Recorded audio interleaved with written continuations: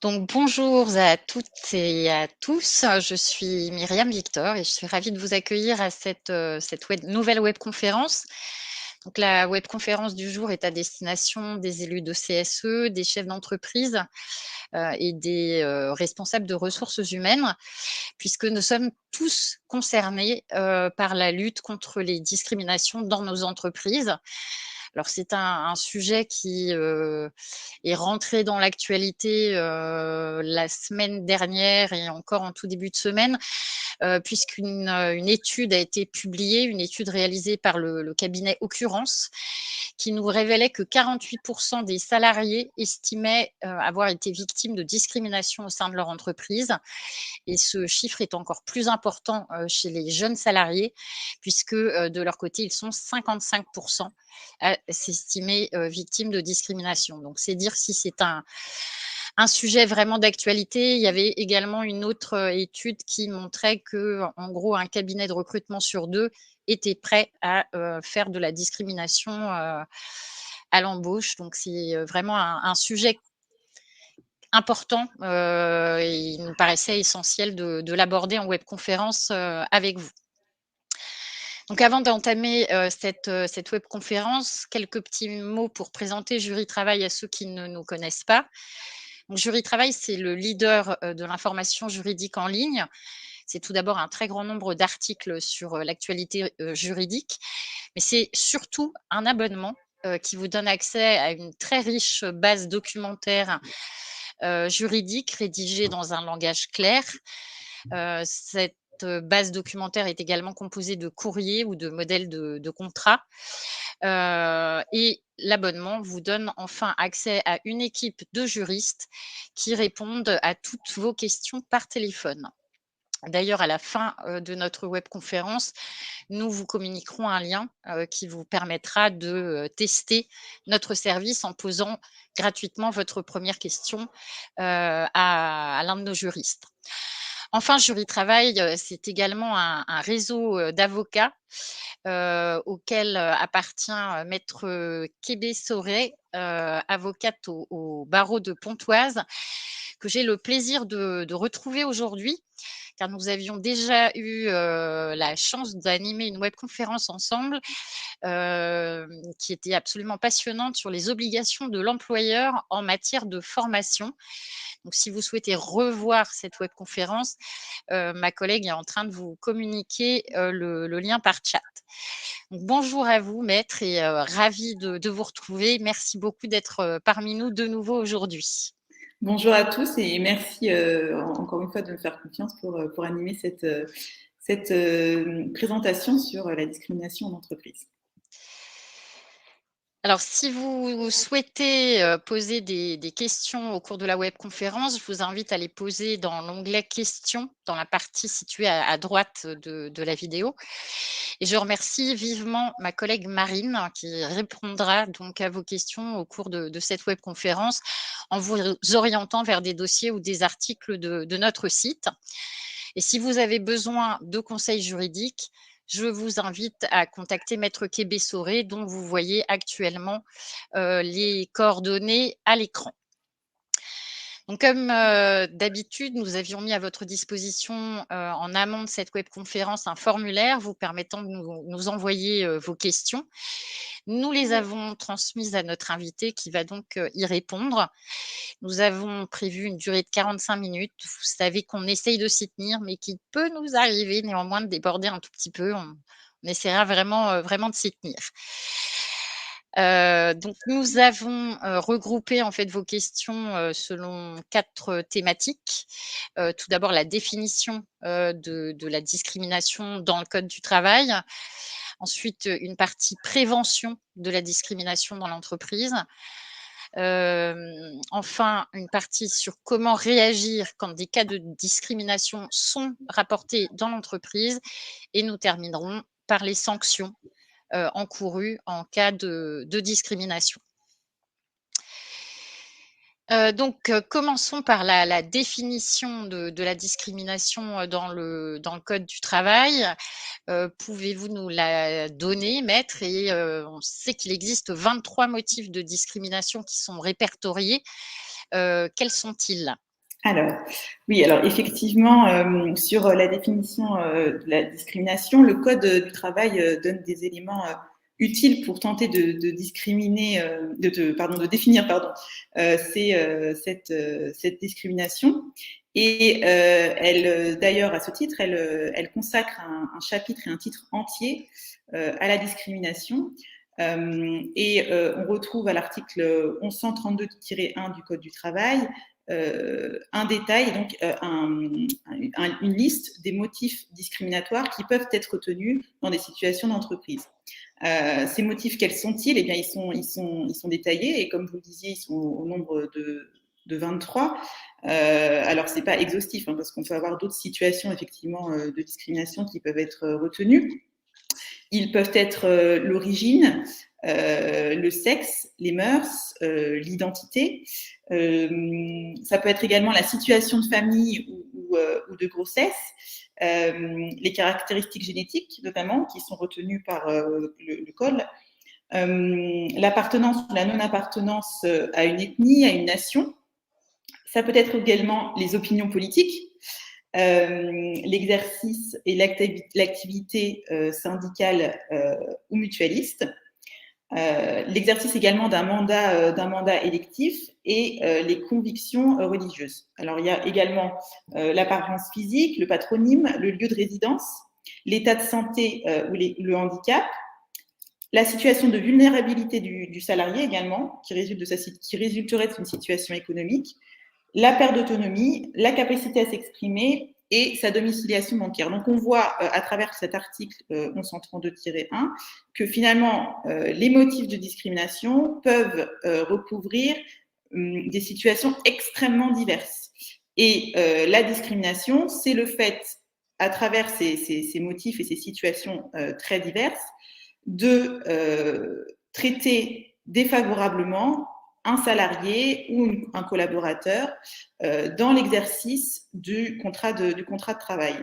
C'est-à-dire qu'on va, de manière discriminatoire, lui réserver un traitement différent et défavorable lors de l'exécution de ce contrat de travail. Et le Code du travail, voilà, il consacre vraiment, et c'était la volonté du législateur, il consacre vraiment des outils juridiques et des protections vis-à-vis de certains salariés dans des situations diverses, comme on a pu le voir, mais évidemment, nous y reviendrons un peu plus tard dans le cadre de cette présentation.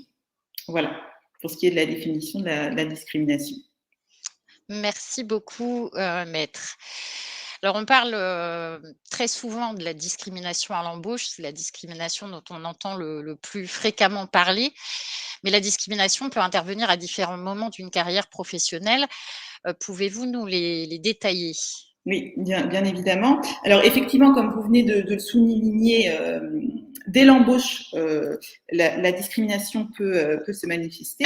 D'ailleurs, comme vous l'avez très bien dit lors de la présentation de ce webinaire, eh bien, l'actualité nous livre actuellement un exemple assez éloquent.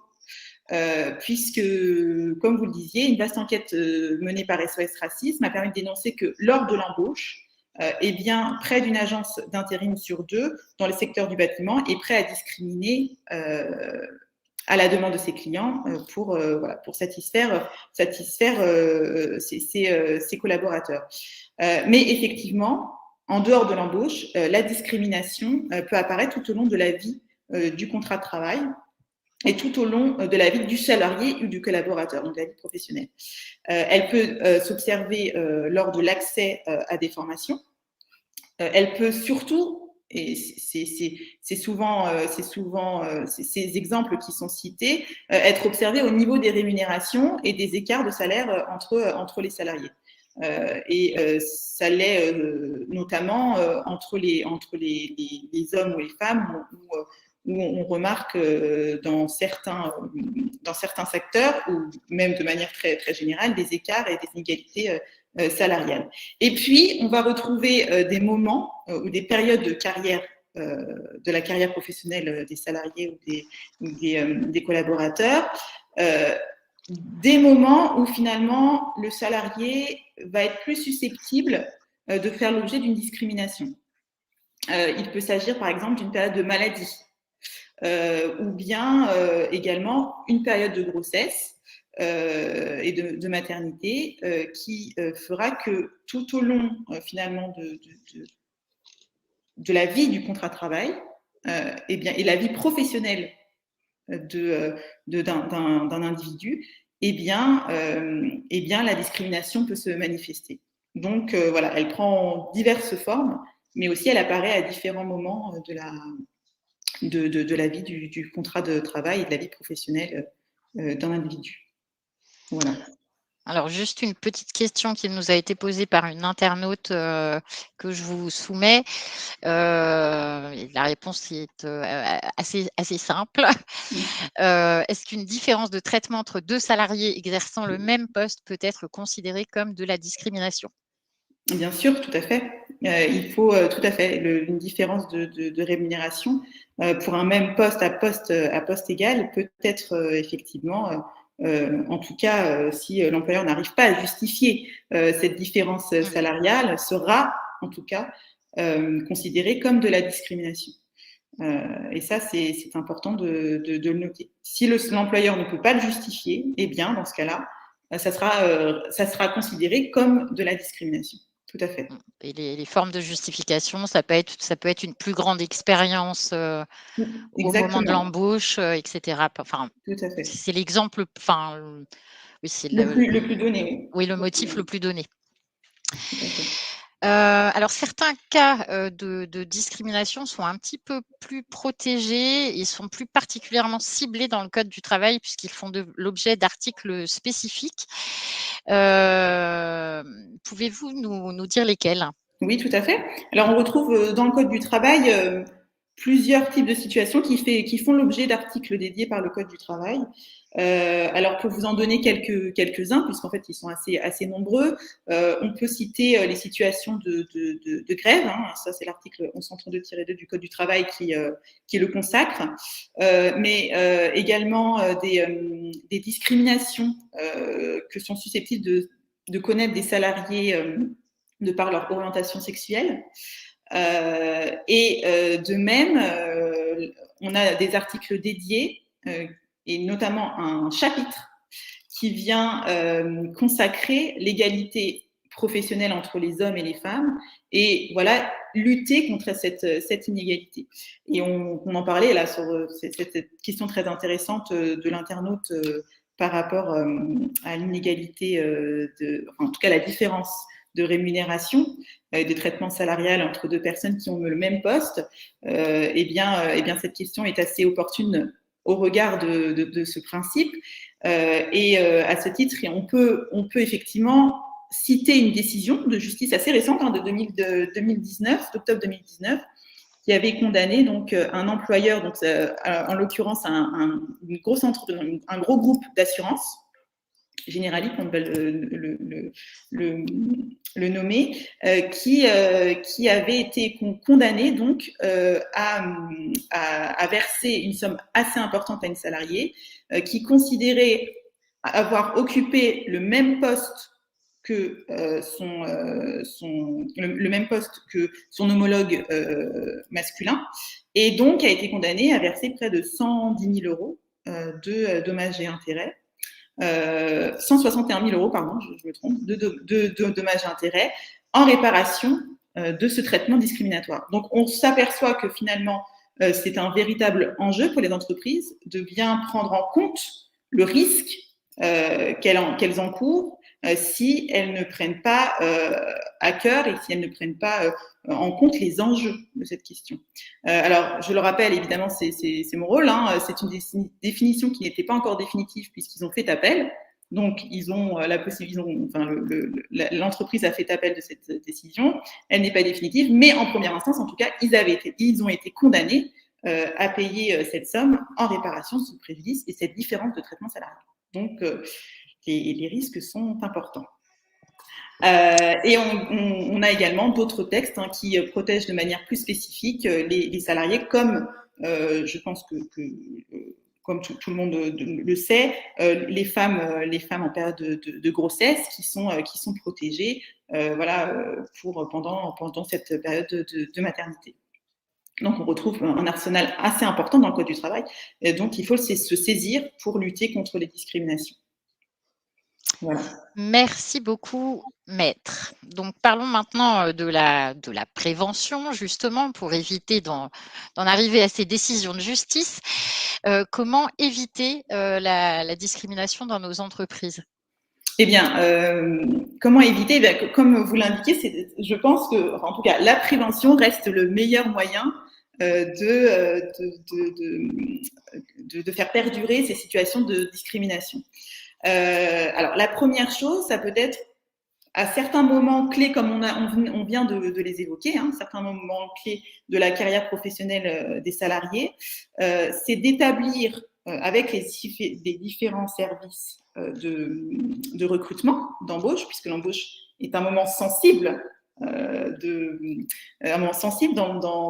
ces questions de discrimination, et bien de créer des process et de créer des situations et des éléments et des outils objectifs pour les recruteurs pour éviter ces situations de discrimination. Plus on objective, si je peux me permettre ce mot un peu bizarre, plus on objective les critères de recrutement et plus on arrivera à prévenir des situations de discrimination.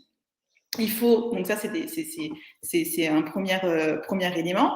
On le retrouve, donc cette nécessité d'objectiver les critères, c'est au niveau de l'embauche, mais au niveau des rémunérations et au niveau des promotions. C'est-à-dire qu'on peut tenter de retenir des critères neutres comme les fonctions, les responsabilités, les contraintes particulières, les compétences, qui vont nous permettre d'écarter, de prévenir ces situations de discrimination.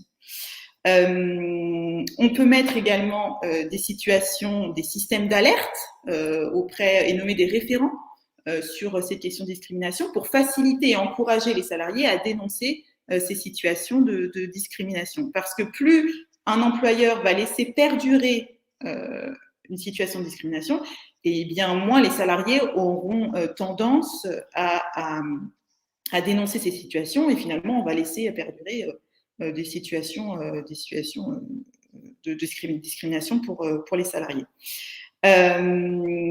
Donc ça, c'est une deuxième chose. Et ensuite, on peut également former et sensibiliser les salariés, donc informer sur ces risques de discrimination. Et plus on va effectivement sensibiliser les personnes sur les risques de discrimination, et bien plus on pourra tenter d'écarter ces situations, ces menaces et ces dangers.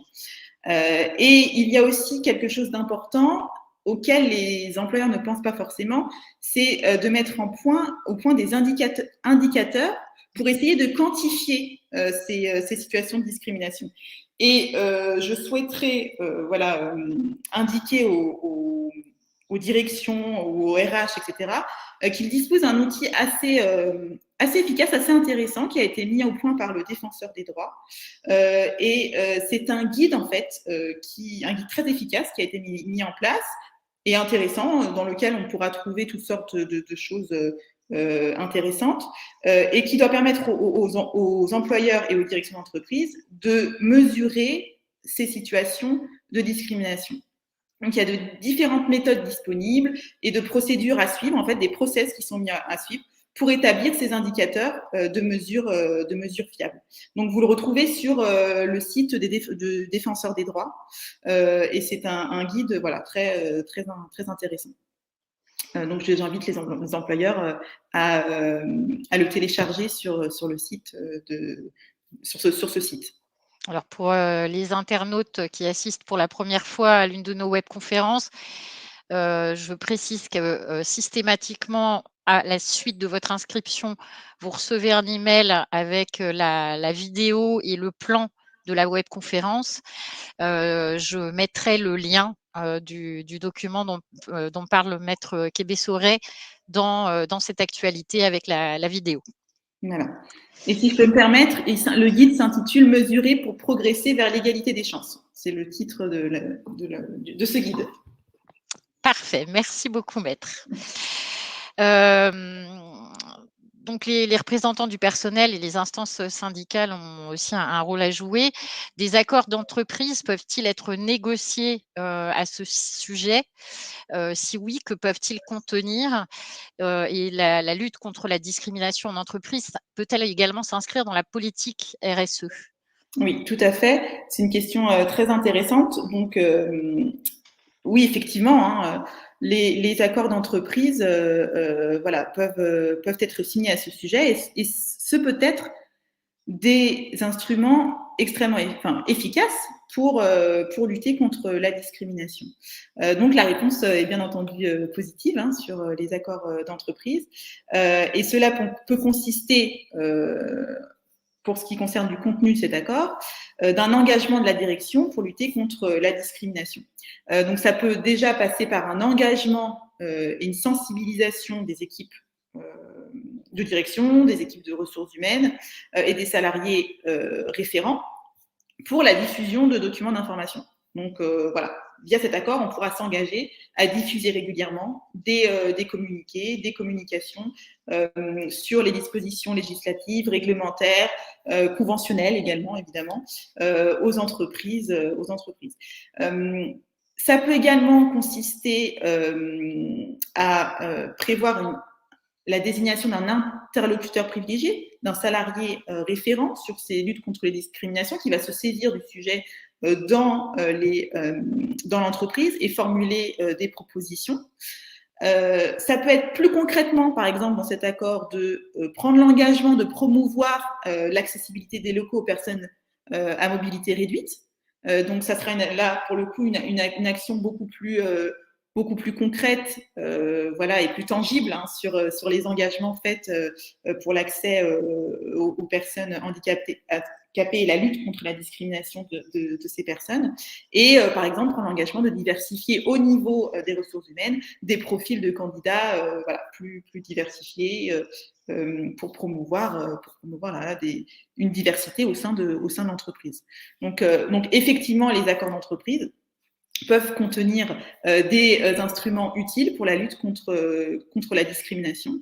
Et effectivement, j'invite les entreprises à s'engager dans cette voie.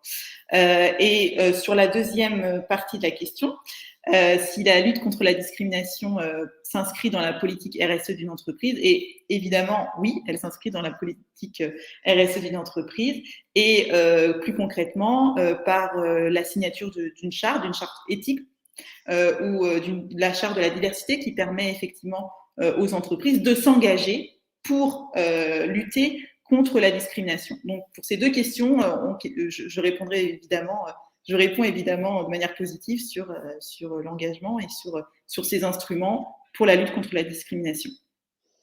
Et étant moi-même déléguée syndicale, c'est l'occasion dans ces accords ou dans ces chartes de mettre en place justement les indicateurs dont vous parliez, de se mettre d'accord sur les indicateurs à suivre et prévoir des clauses de revoyure pour avoir un suivi régulier de ces indicateurs. Tout à fait.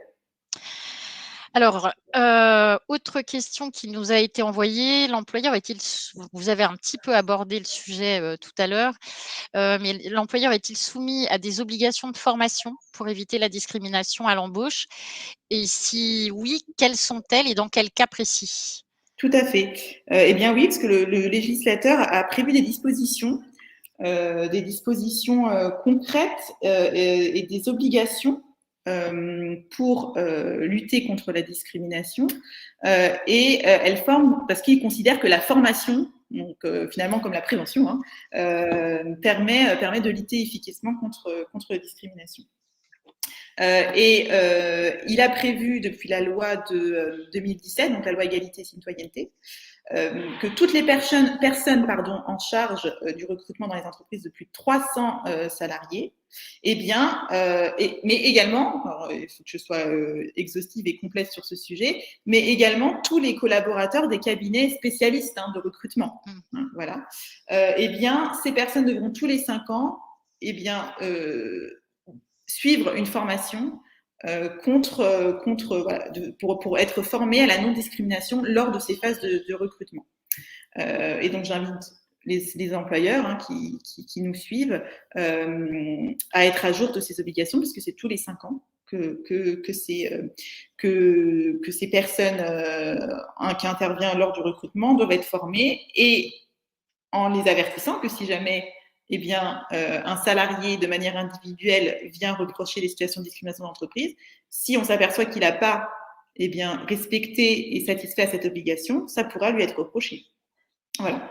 Après, on peut effectivement regretter que ces dispositions ne concernent que les entreprises de plus de 300 salariés. Mais effectivement, c'est déjà un pas, et il faut être conscient et à jour de ces obligations par rapport à ça. Voilà. En effet.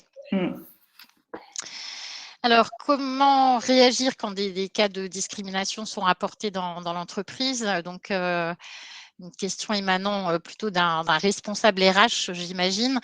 L'un de nos salariés s'est rendu coupable d'actes discriminatoires. Sommes-nous dans l'obligation de le licencier pour faute? Que risquons-nous si nous ne le faisons pas?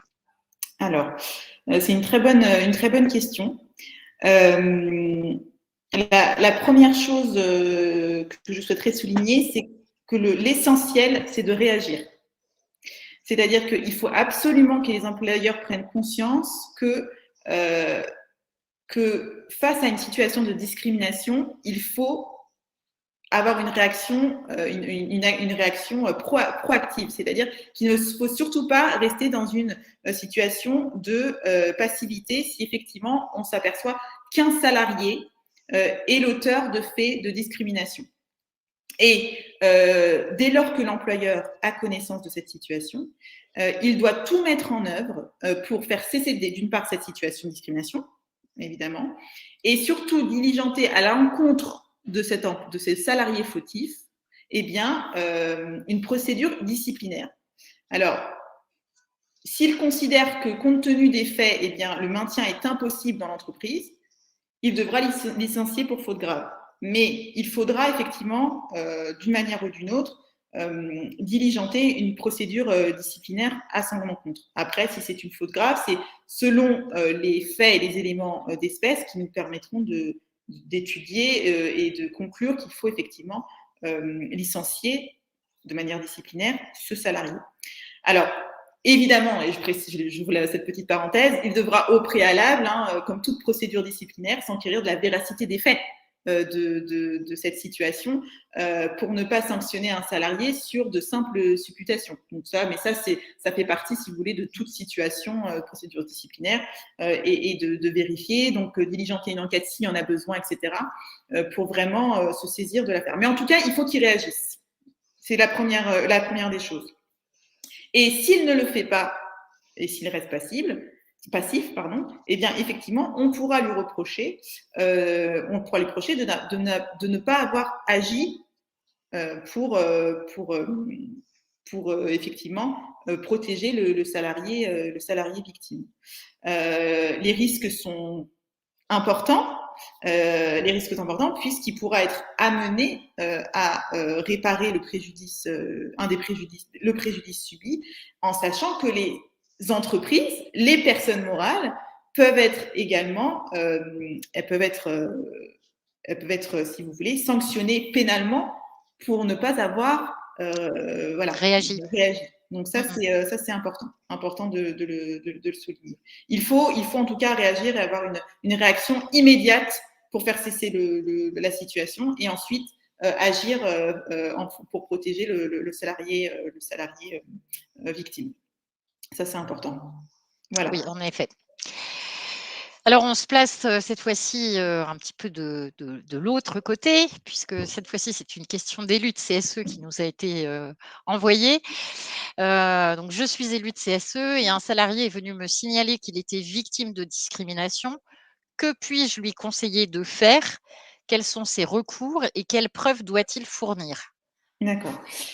Eh bien, alors, si un membre du CSE est effectivement informé d'une situation de discrimination, de la même manière, il faut qu'il réagisse rapidement, et il doit surtout en saisir immédiatement l'employeur. Je précise qu'il faut toujours le faire par écrit, il faut toujours laisser des traces, ça c'est déterminant. Donc, peu importe d'ailleurs la forme de l'écrit, hein, mais en tout cas, il faut laisser un écrit pour démontrer et se constituer une preuve de la notification de cette situation de discrimination auprès de l'employeur. Ça, c'est la première chose. Donc, l'employeur, lui, comme on l'a abordé un peu plus avant, eh bien, il devra effectivement mener ses recherches, ses investigations et son enquête de son côté. Et si jamais l'employeur ne réagit pas, eh bien, le salarié ou bien le membre du CSE avec l'accord du salarié pourra saisir le Conseil des prud'hommes pour que le juge intervienne et fasse cesser cette situation de discrimination. Quels sont les recours pour le salarié? Eh bien, on va lui conseiller, d'une part, s'il ne l'a pas déjà fait, d'informer lui-même également, il peut le faire s'il est s'il a la possibilité de le faire et qu'il n'est pas dans une situation de vulnérabilité, évidemment, d'avertir lui-même l'employeur, par écrit toujours. Ensuite, les recours, eh bien, les recours sont les suivants. C'est un recours civil auprès du Conseil des prud'hommes qui peut être diligenté pour faire à la fois annuler les actes de discrimination, mais également solliciter la réparation individuelle de son préjudice. Et il y a également un recours pénal, comme on l'a évoqué, avec un signalement auprès du procureur de la République si c'est utile, ou la gendarmerie, de la police, parce qu'il y a vraiment ce volet pénal qui voilà, à la disposition du salarié pour effectivement lutter contre ces formes de discrimination. En termes de preuves, donc les preuves qu'il doit fournir, eh bien, le Code du travail, lui, il considère que le salarié doit produire des preuves qui laissent supposer l'existence d'une discrimination. Et ce sera à l'employeur ensuite, au vu des preuves voilà, produites par le salarié, de prouver que ces agissements ne sont pas constitutifs d'une telle discrimination. Et donc ça, c'est si c'est l'employeur lui-même ou la direction qui est elle-même auteur de la discrimination.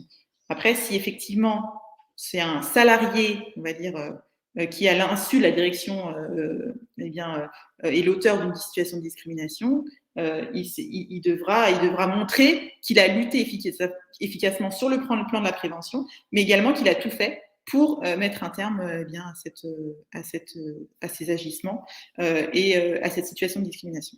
Voilà. Très bien, merci beaucoup pour ces précisions.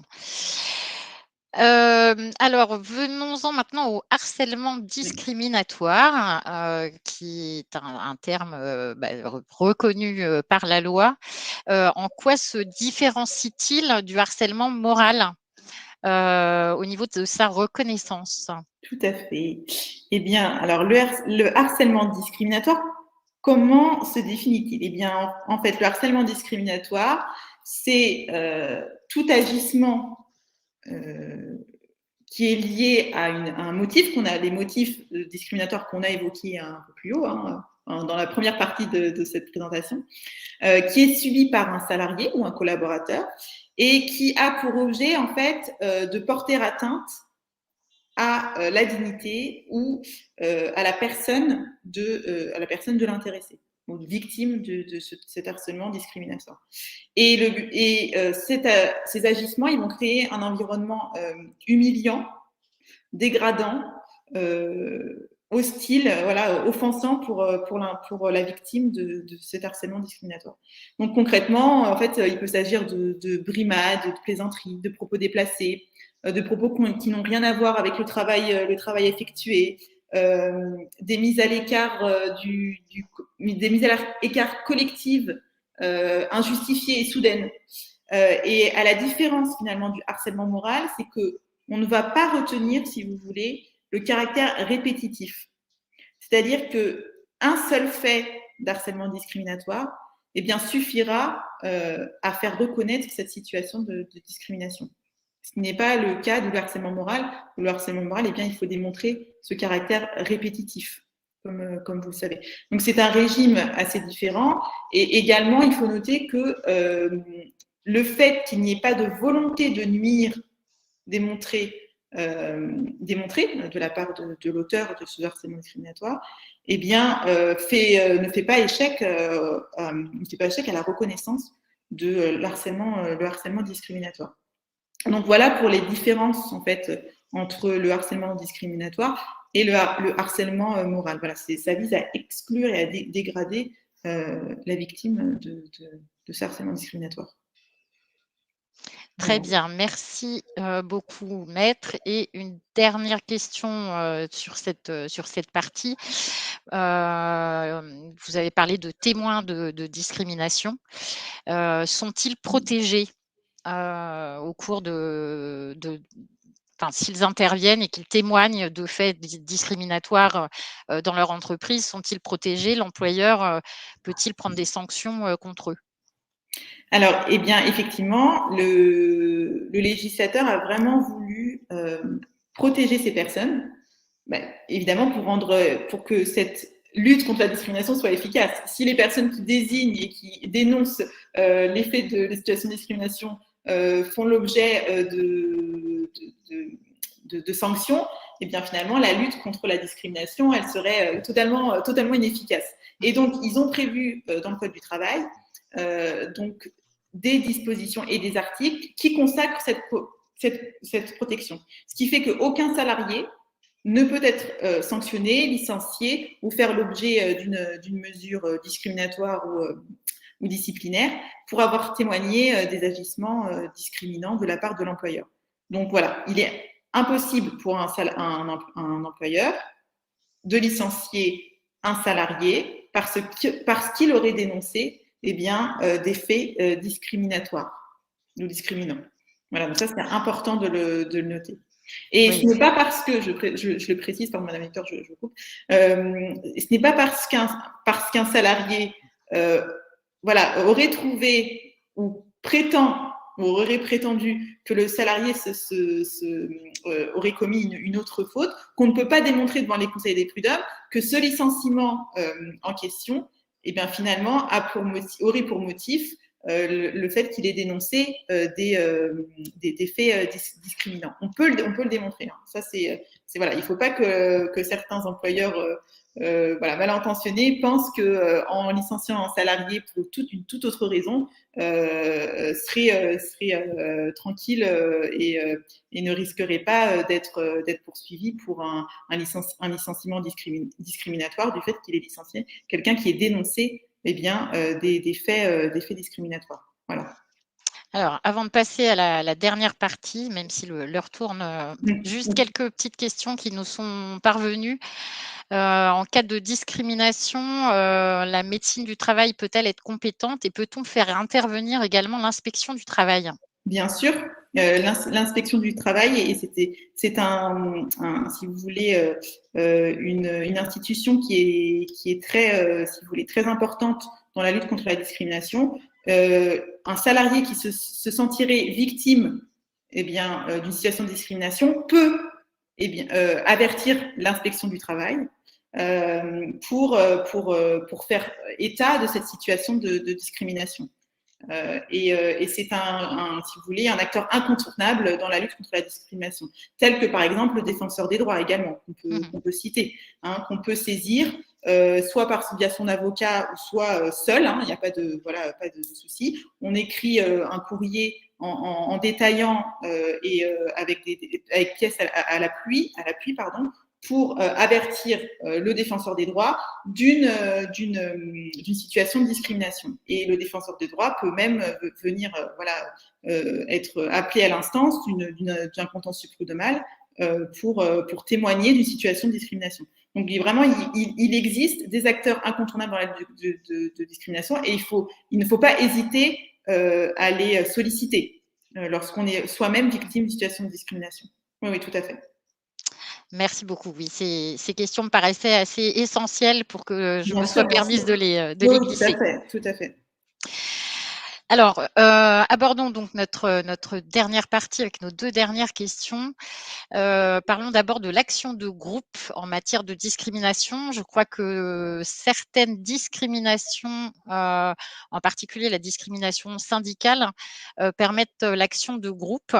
Donc comment se déroule cette action de groupe et est-ce qu'une action de groupe empêche de mener en parallèle une, action individuelle? Alors oui, tout à fait, une question très intéressante. Alors, l'action de groupe, quelle est son utilité finalement, quelle est sa fonction? Eh bien, c'est de permettre une action collective de salariés ou de candidats d'ailleurs à un emploi et qui se sentiraient victimes d'une même discrimination, eh bien, d'agir collectivement pour faire cesser la discrimination. Mais il faut rajouter à cela le fait de pouvoir également obtenir réparation. Donc, l'action collective, elle permet quoi? D'agir collectivement pour faire cesser une situation de discrimination, d'une part, et d'autre part, d'obtenir une réparation des préjudices. Alors, comment ça fonctionne? Eh bien, au préalable, ce qu'il faut noter, c'est que, en fait, cette action va être menée au travers d'une organisation syndicale représentative ou d'une association, hein, des associations habilitées qui peuvent effectivement agir pour mener cette action collective.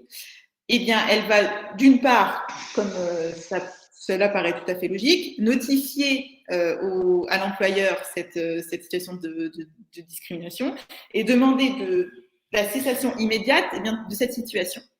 Et là, de deux choses l'une, soit l'employeur arrête et cesse cette situation de discrimination, ce qui n'est pas le cas, et là, l'action collective peut cesser, ou bien l'employeur, à réception de cette notification, n'agit pas et considère qu'il n'y a pas lieu, en tout cas, à faire cesser une quelconque situation. Et dans ce cas, à réception de cette notification, l'employeur, lui, considère qu'il n'y a pas à faire de démarche. Il peut également, à réception de cette notification, mener une discussion avec les partenaires sociaux pour effectivement interroger sur cette situation de discrimination et de discuter sur les mesures qui permettraient de faire cesser ces situations de discrimination, ces actes discriminants. Après un certain délai, donc il y a un délai de 6 mois à compter de la notification de notification par l'organisation syndicale ou l'association, peu importe laquelle, eh bien le juge pourra lui intervenir si effectivement il considère que cette situation de discrimination doit cesser, de faire cesser et de prendre les mesures pour faire cesser cette situation de discrimination. Et sur la deuxième partie de votre question, non, effectivement, une action collective n'empêche pas une action individuelle. Lorsqu'elle est menée pour faire cesser une situation de discrimination, eh bien, cette action peut se faire à travers si vous voulez, les dispositions communes individuelles. Par contre, si elle a vocation à réparer les préjudices subis, eh bien, l'action s'exerce là dans le cadre d'une procédure individuelle de droit commun définie par la loi. Donc, il y a deux choses à distinguer pour être clair. Lorsqu'elle est menée pour faire cesser une situation de discrimination, eh bien, là, on reste dans le cas classique de l'action collective. Et lorsqu'elle a vocation à réparer les préjudices subis, donc individuels, eh bien, l'action s'exerce, elle, dans le cadre de la procédure individuelle de droit commun, qui est prévue par la loi. Voilà, pour ce qui est de l'action collective, qui peut être un outil aussi très efficace pour lutter contre les discriminations, parce qu'en fait, elle fait pression, évidemment, sur l'employeur, plus qu'une action individuelle qui pourrait, voilà, assez isolé, qui pourrait ne pas avoir, si vous voulez, ce caractère un peu, ce caractère pot de terre contre le pot de fer. Tout à fait, exactement. Donc c'est un outil qui peut être efficace. Très bien. Alors, on arrive presque au terme de notre webconférence. Il nous reste juste une dernière question. Donc, et vous l'avez abordé un petit peu en partie tout à l'heure en parlant de Generali. Quelles sont les sanctions encourues par un employeur et dans quel cas peut-il être sanctionné? Oui, tout à fait. Alors, comme je l'ai expliqué, il existe 2 types de sanctions. Donc, des sanctions qui peuvent être civiles, des sanctions qui peuvent être pénales. Sur les sanctions civiles, lorsque le salarié va saisir le conseil des prud'hommes, eh bien, il va d'une part demander à la réparation de son préjudice individuel, et donc il peut demander le versement de dommages et intérêts. Et comme on l'a vu sur cette décision du Conseil des prud'hommes de Nantes, eh bien, les montants peuvent être très importants. Parce que, évidemment, s'il y a un traitement, une différence de traitement, par exemple salariale, entre deux individus discriminatoires, il faudra réparer cette différence. Et donc, l'employeur risque très gros en maintenant finalement des situations de discrimination. Donc, il y a ces sanctions civiles de réparation, d'une part, et de voir également des actes annulés par les dispositions du Code du travail. C'est-à-dire qu'un licenciement, par exemple, qui a été démontré devant le Conseil des prud'hommes comme étant un licenciement discriminatoire, eh bien, on va annuler ce licenciement, on annulera cette rupture et on pourra tout à fait également demander à ce que le salarié pourra demander à réintégrer les effectifs. Donc, ça aussi, ça peut être effectivement une sanction, en tout cas une conséquence à prendre en compte par l'employeur, parce qu'il faut également avoir la possibilité de réintégrer ce salarié. Et il existe également des sanctions pénales, puisque la sanction encourue pénalement par un employeur qui serait finalement condamné pour des actes de discrimination est de 3 ans de prison et 45 000 euros d'amende. Donc, ce sont vraiment des sanctions qui sont lourdes et il faut vraiment avoir conscience des conséquences et des risques encourus si l'employeur ne réagit pas ou s'il se rend coupable d'actions de discrimination. Donc voilà, il y a vraiment un plan civil, un volet civil et un volet pénal. Il y a vraiment deux types de sanctions qui sont prévues pour la lutte contre les discriminations. Donc voilà, c'est vraiment vraiment à prendre en compte. Alors, je vous remercie beaucoup, maître, pour cette dernière réponse. Alors, juste une question qui vient d'apparaître à l'écran. Stéphanie qui nous demande si l'âge d'un salarié peut-il être discriminant? Oui, l'âge fait partie des 23 motifs de discrimination dont nous avons parlé au tout début de la webconférence. Alors voilà, les 45 minutes sont passées très vite. On a même légèrement débordé. Je suis désolée. Donc, je vous recommunique les coordonnées de maître Kébé Soré que vous pourrez contacter. N'hésitez pas à la contacter pour tout conseil juridique.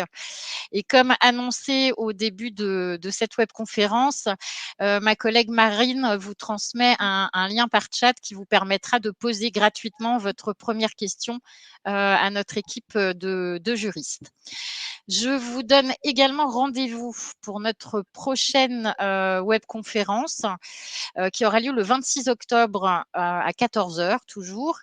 Donc, cette fois-ci, elle intéressera plus particulièrement les chefs d'entreprise, les entrepreneurs ou les juristes d'entreprise, puisque nous y parlerons de la protection de vos marques et de vos brevets. Donc, un sujet radicalement différent. Marine est en train donc de vous transmettre le lien d'inscription à cette webconférence par chat.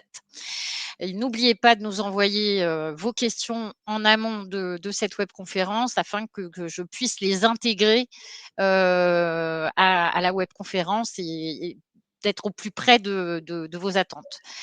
J'invite également les élus à nous rejoindre dans nos 2 groupes privés sur Facebook ou sur LinkedIn où nous pourrons continuer les échanges.